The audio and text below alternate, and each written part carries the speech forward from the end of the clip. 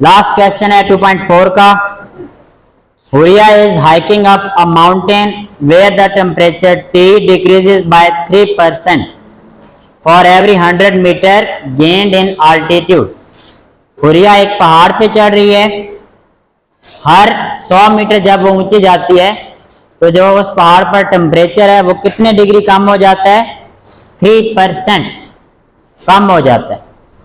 The initial temperature at sea level is 20 degree centigrade. यानी जब वो पहाड़ पे नहीं चढ़ी थी, नीचे थी सी लेवल पे, तब कितना टेम्परेचर था? 20 डिग्री सेंटीग्रेड। फार्मूला उसने दे दिया है, calculate the temperature at an altitude of 500 metre. आप लोग सबसे पहले लिखेंगे क्वेश्चन नंबर है 8, exercise 2.4, question number 8।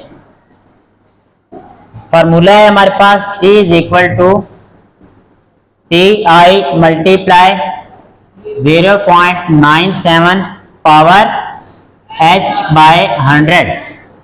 Initial temperature हमें दिया गया है TI इनिशियल, I किसके लिए है? इनिशियल के लिए। इनिशियल टेम्परेचर कितना है?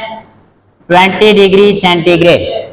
फिर कहते हैं कि अगर हाइट जो है वो 500 मीटर हो तो तब टेम्परेचर बताएं क्या आएगा। सवाल समझ आ गया है?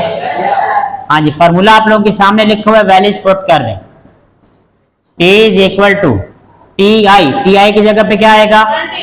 20 multiply 0.97 power H by 100। H कितना है? 500 डिवाइडेड बाय 100। ये दो जीरो से कट जाएंगे। T is equal to 20 multiply 0.97 multiply करें तो क्या आंसर आएगा? 17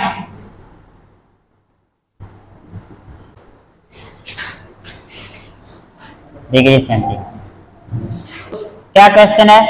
एक्सप्रेस इन साइंटिफिक नोटेशन। हमने किस में लिखना है? साइंटिफिक नोटेशन में। ये है किस नोटेशन में? पहले ऑर्डिनरी में। ऑर्डिनरी नोटेशन का दूसरा नाम स्टैंडर्ड फॉर्म। कौन सी फॉर्म? हाँ जी। अब देखें इसको कैसे लिखेंगे। पहला नॉन जीरो डिजिट कौन है? 5 के बाद पॉइंट लगाएंगे 5.67 मल्टीप्लाई 10 पावर कितने डिजिट्स क्रॉस किए हैं? 1 2 3 4। लेफ्ट से राइट तो पावर हमारी क्या आएगी? -4। सेकेंड पार्ट देखें। सेकेंड पार्ट क्या है? 734। इसका पॉइंट किधर है? आखिर पर है। उस पॉइंट को कहां शिफ्ट करना है? 7 के बाद क्या लिखेंगे? 7.34 मल्टीप्लाई 10 पावर कितने डिजिट्स क्रॉस हुई है?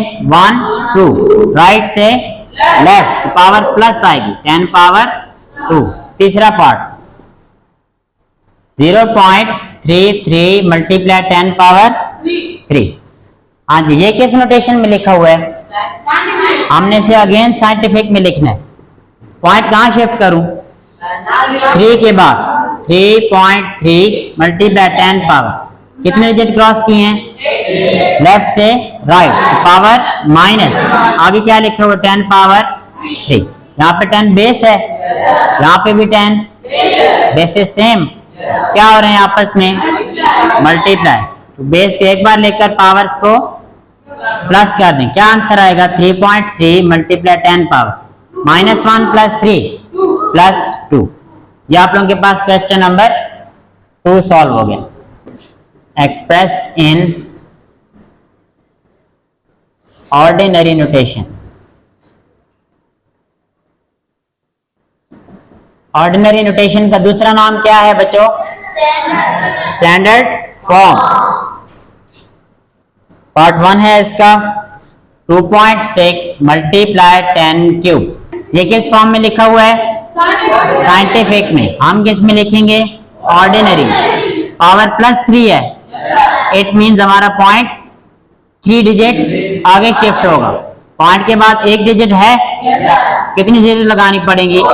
आखिर पर पॉइंट नहीं लगाते। अब यहाँ पे मैं आखिर पे पॉइंट नहीं लगाऊंगा। दूसरा पार्ट देखें 8.7 794 मल्टीप्लाई 10 पावर -4, माइनस में पावर आ गया, पॉइंट हमारा पीछे की तरफ शिफ्ट होगा। 8794, पॉइंट से पीछे एक डिजिट है, टोटल कितने डिजिट चाहिए? 4, एक है ना, 2 3 4, यहाँ पे पॉइंट लगा। तीसरा पार्ट 6 मल्टीप्लाई 10 पावर -6, 6 के बाद पॉइंट है, हमने कितने डिजिट पीछे लाना है? 6 डिजिट, एक डिजिट है, 1 2 3 4 5, यहाँ पे पॉइंट लगा, पॉइंट से पीछे से पर। ये हमारे पास क्वेश्चन नंबर 3 था।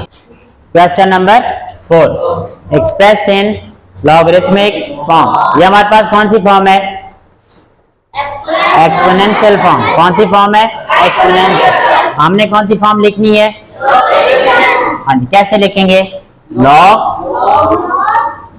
2187 base 3 is equal to 7, base 3 is, अब देखो 3 पावर 7 इज इक्वल टू 2187, समझ आ गया है? Second part a power b is equal to c, ये बताएं। Log c base a is equal to b। Third part 12 square is equal to 144। हाँ जी, ये कैसे होगा? Log 144 base 12 is equal to 2। ये हमारे पास क्वेश्चन नंबर 4 सॉल्व।